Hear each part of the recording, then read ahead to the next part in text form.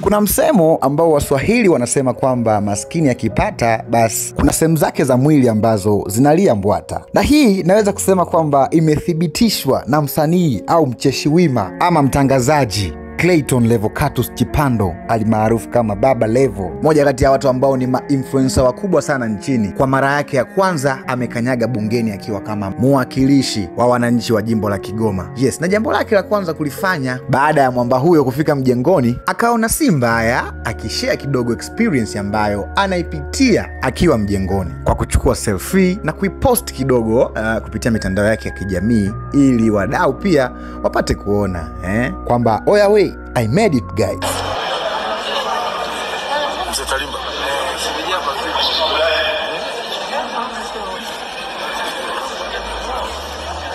Samani, umesema wanaweza wasiwepo wote watano, maana kwenye orodha wameandikwa watu watano.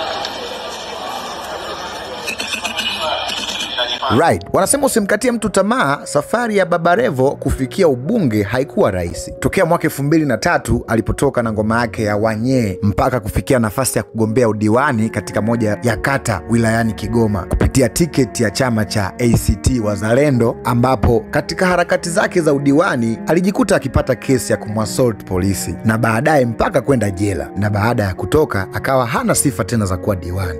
Lakini Mungu si Abdalla bana. Mwaka 2020 Baba Levo alichukua fomu ya kugombea ubunge kupitia tiketi ya chama cha ACT Wazalendo jimbo la Kigoma, ambapo hakufanikiwa kuingia mjengoni. Lakini licha ya kukosa kuingia bungeni, naweza kusema kwamba mwaka huo ni mwaka ambao ulikuwa wa kufunguliwa kwa milango ya Baba Levo, kwani mwaka huo Baba Levo alianza kufanya kazi rasmi na Wasafi Media akiwa kama mtangazaji wa kipindi cha Mgahawani, ambapo jina na umaarufu wake vikazidi kuongezeka zaidi. Endorsements na dili mbalimbali zikamfanya Baba Levo aendelee kujiotesha mizizi na baadaye kuamua kuhama kutoka upinzani mpaka chama tawala yani CCM, ambapo kufikia mwaka 2025 akapata nafasi ya kugombea ubunge kupitia tiketi ya chama cha CCM, akipambana na Zitto Kabwe kama mpinzani wake katika jimbo hilo. Na mpaka muda huu ninazungumza, Baba Levo ndiye mbunge wa jimbo la Kigoma. So I think this might be a great lesson to us, kwamba hili linaweza kuwa somo kubwa sana kwa wewe kijana ambaye unapambana leo hii. Usiache kupigania unachokiamini. Kitu chochote na jambo lolote linawezekana kama tu hautakata tamaa. Amini katika kile unakifanya, tia juhudi na Mungu atakubariki, kama ilivyokuwa kwa Clayton Levocatus Chipando. Sidhani kama kuna mtu alikuwa naamini mtu wa aina ile, mcheza kamari, asiye na shule kichwani, ana uwezo wa kuingia bungeni na kuwawakilisha wananchi. Lakini ndiyo hivyo, imewezekana. So tell yourself that inawezekana. Thanks for tuning in. Mimi ni Duncan 99, the baddest boy in Baba Ninja in town. Until next time.